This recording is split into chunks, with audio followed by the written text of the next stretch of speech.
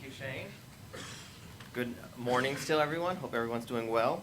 I'm going to talk a little bit about, as Shane mentioned, sort of what's going on in the grassroots at the retail agency level with rates. The first thing is we'll notice, and I'll show you a chart in the next slide, water rates have increased significantly over the last 10 years, approximately 8% basically an annual increase, depending on your county and which service area you're in. The other is, and because of those kind of rate increases, we've seen more and more public scrutiny. Most water agencies, there are two types of water agencies. There's two types of water entities, I should say. There's public and private. Public entities have elected officials, which there are some in this audience right now. And basically, they are the ones that basically approve the rate increase.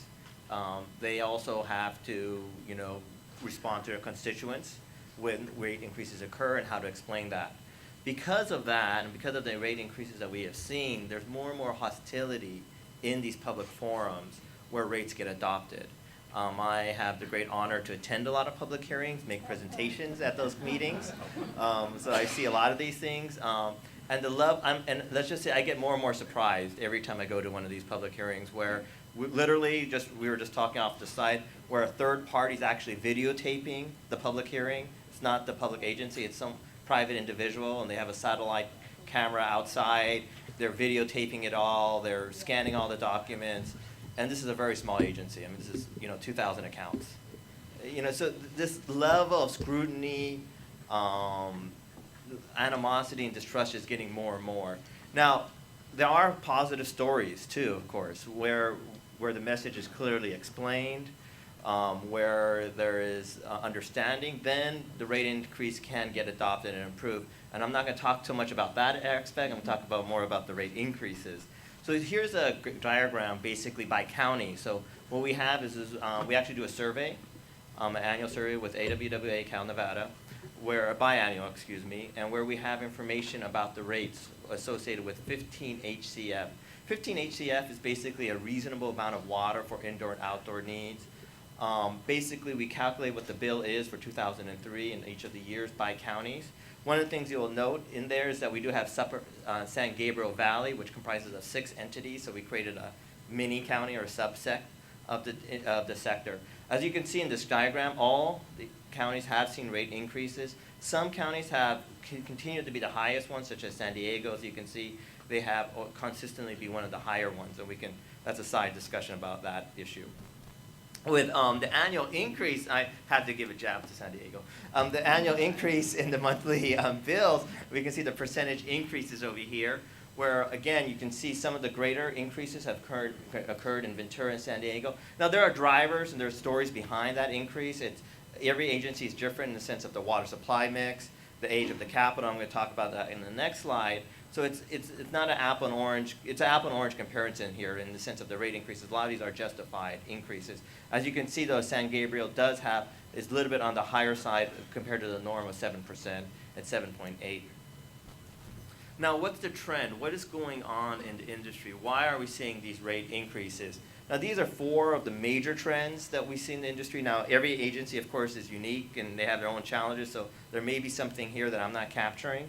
But the 4 major one is the backbone of the system has been funded through rates and non-rate revenues.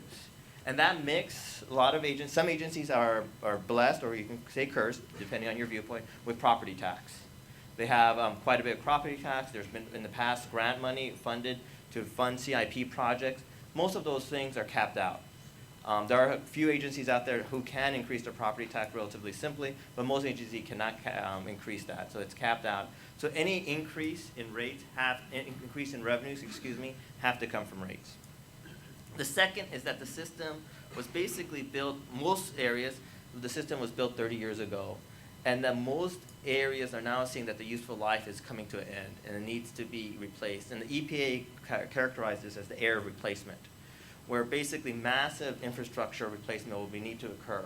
And this is an unknown liability. This is an unfunded liability. It's a known liability, but it's unfunded. And many agencies, especially the older communities in Southern California, are now awakening to this.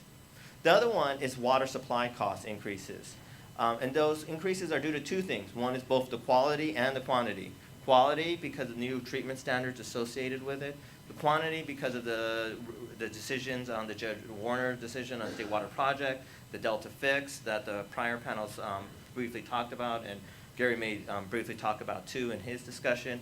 But these increases are now getting more and more known, and they're going to be even more of a future liability in the future. And the last one is basically water consumption has fallen significantly. Per capita consumption has decreased, and you'll see some diagrams when Gary speaks. So what we did is instead of focusing on revenue, what I wanted to look at is expenditure. What's going on the expenditure side? Are we increasing our expenditures? Are our expenditures staying the same? So what we did is we looked at expenditure, and the reason why we want to look at expenditure is we want to see what's the mix of other sources of revenues. Maybe what's occurring is that the other sources of revenues have actually are not there anymore, and we're more and more dependent on rates. If that's the case, so from a simple math perspective, if your 20% of your revenue streams come from other sources and now that's gone, or it's capped out, and now you have to do increases, more and more dependent on rates, that means you might have to have more of a rate increase even though your expenditures are staying the same or slightly increasing. So that was the question we wanted to ask. Is that what we're witnessing? And so what we did is to better understand the situation, we looked at Metropolitan Water District. Metropolitan is 100% wholesale, and I'm going to turn this over to Gary, and he'll talk a little bit more.